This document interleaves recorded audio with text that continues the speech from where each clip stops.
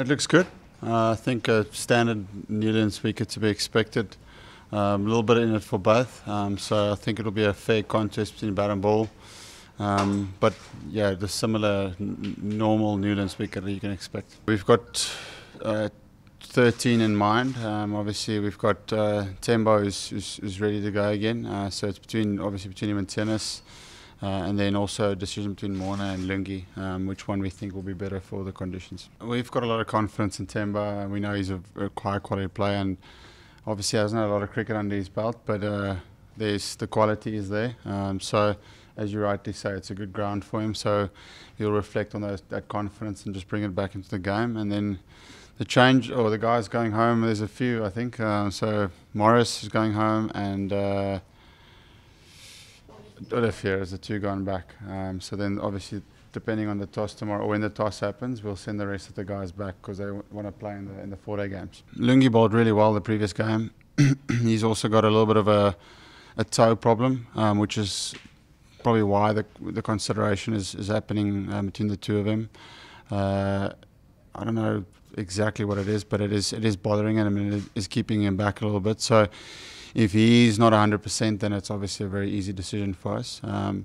But what counts in Morne's favour is he's a very fit bowler. He can bowl long spells, and that's really important, I think, going to this test match, especially if we have only 3 seamers and a spinner.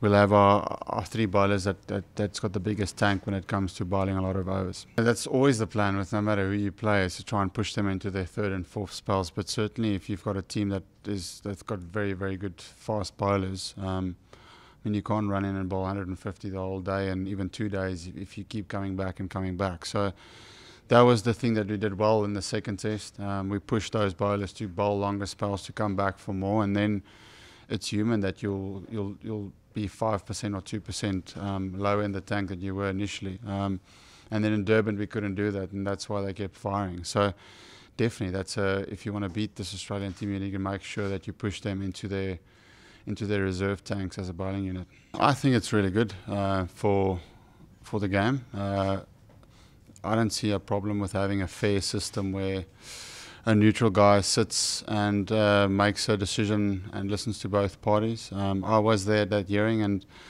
I said to our people that even if we didn't win that case, that I was very impressed with the judge and how he listened to both sides, and he was very fair in the questions that he asked.